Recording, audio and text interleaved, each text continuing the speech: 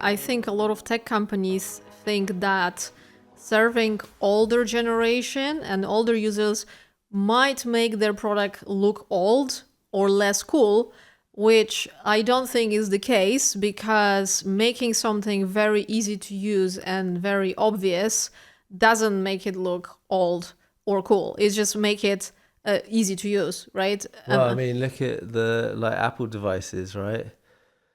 They're easy to use. Yeah, right? exactly. That's why parents and most of my family's older generation are on Apple devices. They're just slightly easier and more intuitive to use. And like example, your mom can actually increase the font sizes on them By herself. Yeah, exactly. Yeah. And the interactions are just like slightly easier to manage and handle, and iPads And we can't say that iPhone is like less cool yeah, to use because of that. absolutely. No. Another really interesting insight that I have discovered that could be impacting why older generations have forgotten is that usability studies actually rarely include people over the age of 50 plus.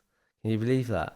So there's like a major friction point in terms of visibility of how those things are going to be used. That's like quite devastating that those people would be sort of put out. That might be a reflection of the type of tools of which you might collect user feedback from, but yeah, that's kind of an interesting one. Yeah, I mean, when we work with our clients, we usually sort of encourage them to get different types of users, right, in terms of the age and stuff like that. I definitely, whenever I do some work for clients, I definitely include older people just to see if the interface the client has is easy to use and navigate around. And that actually links also really nicely to the fact that a lot of companies that hire designers who design interfaces are quite young as well. So they might not, see or consider visibility or contrast or size being a big problem because they have really good eyesight, right, when in their 20s. And massive screens to design on. And massive screens to design on. Yeah. On the theme of design inspiration, there's that is an interesting one, because where does it come from? Like if you're a young designer in a product company, there's that thing of kind of going to Dribbble to look for inspiration, and that is an amazing place to find great kind of look and feel of stuff to design your interfaces. But because it's done from a younger generation, the focus is often not around kind of usability and things actually working. They're kind of it's very hyper styled and elements on their own, buttons and stuff. So if you take some of those screens, they might not actually work or make sense, but they look really cool.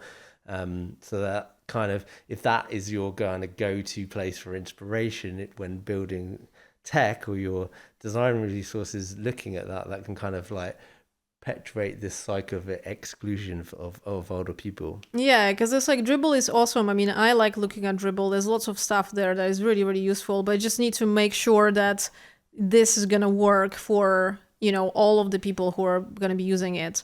Yeah, and critical eye, right? Yeah, and there also is opinion. There's opinion that tech businesses believe that older people will not know how to use AI, so they kind of exclude them, which I think story with my mom proves that it's not really the case at all. And when AI is done well and it's easy to use and it's actually really helpful, that becomes extremely powerful. And also my mom now sort of tells everyone about this application. Her, when she's in taxi, she talks to taxi driver, her violin students, her friends, and so on. So now everybody is going to be using that, which is another thing that is great about older generation. If they have friends of the same age, they actually kind of spread it to everyone, and you get free marketing, really. Because they've got a lot of time on their hands and they're also that, yeah. working.